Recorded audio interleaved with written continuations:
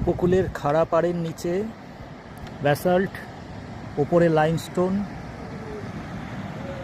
তার ওপরে কিছু সোয়াম্পি ডিপোজিশনের জন্য আয়রন ফর্মেশন দেখা যাচ্ছে। এই হলো এখানকার ভূতাত্ত্বিক গঠন। ব্যাসাল্টের যে প্ল্যাটফর্ম সেটা খুব একটা ক্ষয় পায়নি। নিচে সবথেকে নিচে যে ব্যাসাল্টের স্তর দেখা যাচ্ছে, ঢেউগুলো ক্রমাগত এসে পড়ছে। এখানে একটা ওয়েভ কাট প্ল্যাটফর্ম তৈরি হয়েছে বলা যায়। উপকূল ভাগে একটা মসৃণ তল দেখা যাচ্ছে। ইরোশনের ফলে এই ধরনের তল তৈরি হয়েছে, যেটাকে নচ বলে। এই হলো লাইমস্টোন।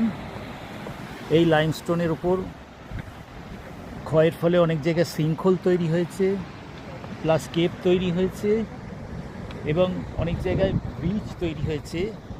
এই ধরনের ভূমিরূপকে এখানে গ্রোটো বলে। পৃথিবীর অন্যান্য অঞ্চলেও এই ধরনের গ্রোটো দেখা যায়।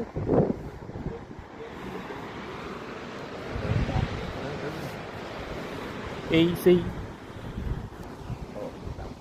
শৃঙ্খলের মতো একটা খাদ হয়েছে, একদিকে কেবও হয়েছে, আবার ন্যাচারাল ব্রিজ ফর্মেশন হয়েছে দেখা যাচ্ছে।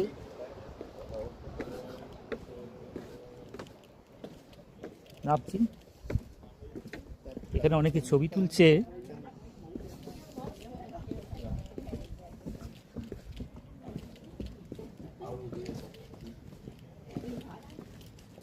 এই হচ্ছে সেই ব্রিজ।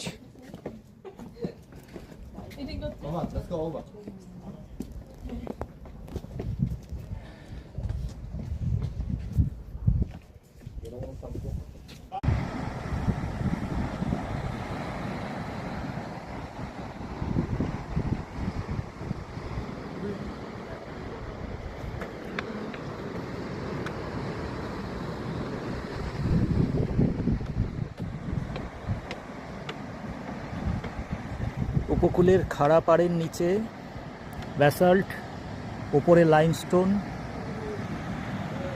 তার ওপরে কিছু সোয়াম্পি ডিপোজিশনের জন্য আয়রন ফর্মেশন দেখা যাচ্ছে।